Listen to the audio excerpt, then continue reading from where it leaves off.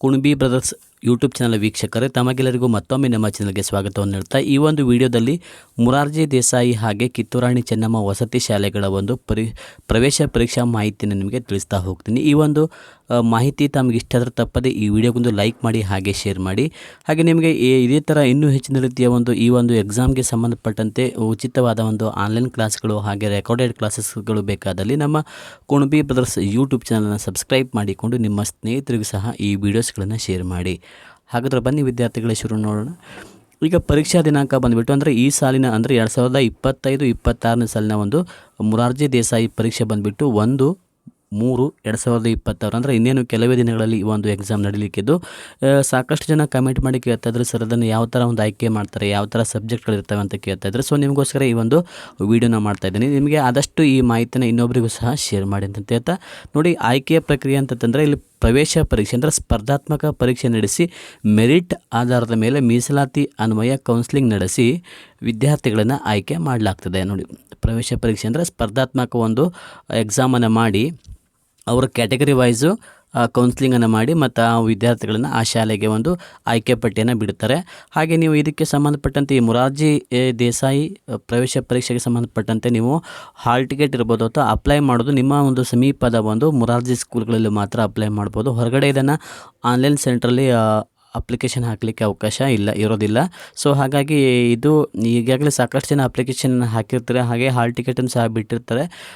ತಾವೆಲ್ಲ ಕೊನೆಯ ಹಂತದ ತಯಾರಲ್ಲಿರ್ತಾರೆ. ಸೊ ನಿಮಗೋಸ್ಕರ ಈ ಒಂದು ಇನ್ನಷ್ಟು ಮಾಹಿತಿ ನಿಮಗೆ ಖಂಡಿತವಾಗಿ ಈ ಒಂದು ಮಾಹಿತಿ ಹೆಲ್ಪ್ ಆಗುತ್ತೆ ಅಂತ ಹೇಳ್ತಾ ನೆಕ್ಸ್ಟ್ ನೋಡಿ, ಸೌಲಭ್ಯಗಳು ಅಂತ ತಂದಾಗ ಈ ಮೊರಾರ್ಜಿ ಶಾಲೆಗೆ ನೀವು ಆಯ್ಕೆ ಆದರೆ ಏನೆಲ್ಲ ಒಂದು ಸೌಲಭ್ಯಗಳು ಸಿಗ್ತವೆ ಅಂತೇಳಿ ನಿಮಗೆ ನೋಡಿ.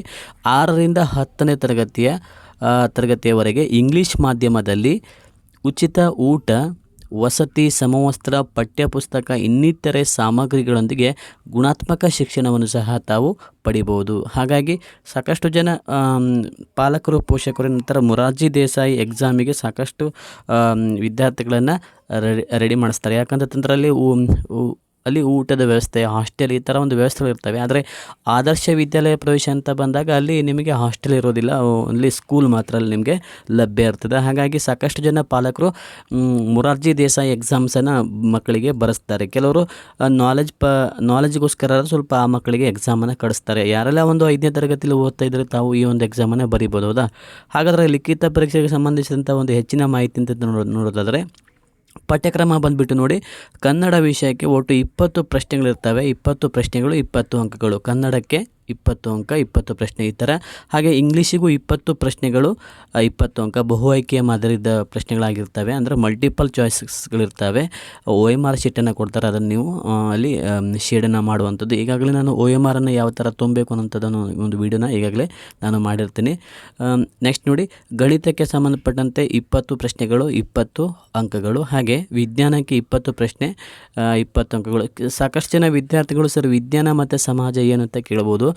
ನೋಡಿ, ಇಲ್ಲಿ 4 ಮತ್ತು 5ನೇ ತರಗತಿಯ ಒಂದು ಪರಿಸರ ಅಧ್ಯಯನದಲ್ಲಿ ಕೆಲವೊಂದು ಫಸ್ಟ್ ಪಾಠಗಳು ಬಂದಿರ್ತಲ್ಲ, ಅವು ವಿಜ್ಞಾನಕ್ಕೆ ಸಂಬಂಧಪಟ್ಟಂತೆ. ಹಾಗೆ ಇನ್ನು ಕೆಲವೊಂದು ಭಾರತ ನಮ್ಮ ಹೆಮ್ಮೆ ಈ ಥರ ಕೆಲವೊಂದು ಪಾಠಗಳಿದ್ದಾವೆ, ಅದು ಸಮಾಜಕ್ಕೆ ಸಂಬಂಧಪಟ್ಟಂತೆ ನಿಮಗೆ ಅಲ್ಲಿಂದ ಪ್ರಶ್ನೆಗಳನ್ನು ಕೇಳುವಂಥದ್ದು. ಆಲ್ಮೋಸ್ಟ್ ಅಲ್ಲಿ ಇವೆರಡು ಸೇಮ್ ಆಗಿರ್ತವೆ. ನೀವು ಇದಕ್ಕೆ 4th, 5th, 6th ಸ್ವಲ್ಪ ನೀವು ವಿಜ್ಞಾನ ಅಥವಾ ಪರಿಸರ ಅಧ್ಯಯನ ನೋಡಿಕೊಂಡ್ರೆ ನಿಮಗೆ ಈ ಒಂದು ಎಕ್ಸಾಮಿಗೆ ತುಂಬ ಹೆಲ್ಪ್ ಆಗುತ್ತೆ. ಒಟ್ಟು ನಿಮಗೆ ಈ ಒಂದು ಪರೀಕ್ಷೆ ಬಂದುಬಿಟ್ಟು 100 ಪ್ರಶ್ನೆಗಳು 100 ಅಂಕಗಳದ್ದಾಗಿರ್ತದೆ.